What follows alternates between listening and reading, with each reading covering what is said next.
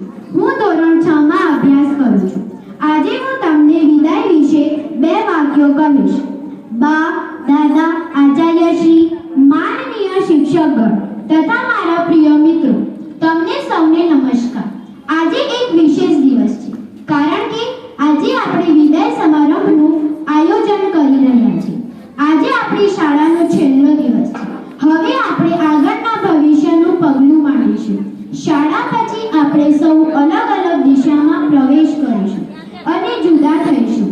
આપણે આ પંક્તિઓને હંમેશા ધ્યાનમાં રાખવી જોઈએ કે શાળા એક એવું સ્થાન છે જ્યાં આપણે ઘર પછી સૌથી વધુ વ્યતીત કર્યો છે.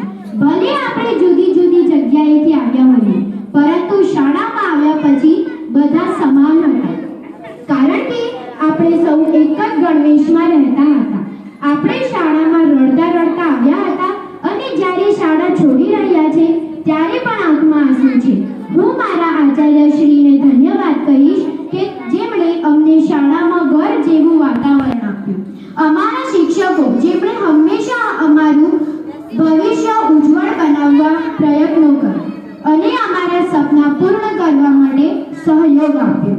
ડગલે ને પગલે અમને મદદ કરી, ક્યારેક ઠપકો પણ આપ્યો કે જેથી અમે સુધરી શકીએ અને અમારું ભવિષ્ય ઉજ્જવળ બન્યું. તેમણે અમને ભણતરની સાથે સાથે અન્ય કાર્યક્રમોમાં ભાગ લેવા માટે પ્રોત્સાહિત કર્યા. અમે અમારા શિક્ષકોને ક્યારેય ભૂલી નહીં શકીએ. મને મારા મિત્રો પાસેથી ઘણું પણ શીખવા મળ્યું છે. ભણતા ભણતા ખૂબ મસ્તી અને મજા કરી છે. અમે શાળાના આ દિવસો ખૂબ જ યાદ કરીશું. શાળામાં સાથે નાસ્તો કરવો, સંતાકુકડી રમવી, સાથે ભણવું વગેરે. હું મારા આચાર્ય અને શિક્ષકોનો આભાર માનું છું તથા મારા મિત્રો અને તમને બધાને ઉજ્જવળ ભવિષ્ય માટે શુભકામના આપું છું. હું ક્યારેય મારા શિક્ષકોને ભૂલીશ નહીં અને તેમણે શીખવાડેલા શિષ્ટાચાર અને સાચા માર્ગ પર હંમેશા ચાલીશ.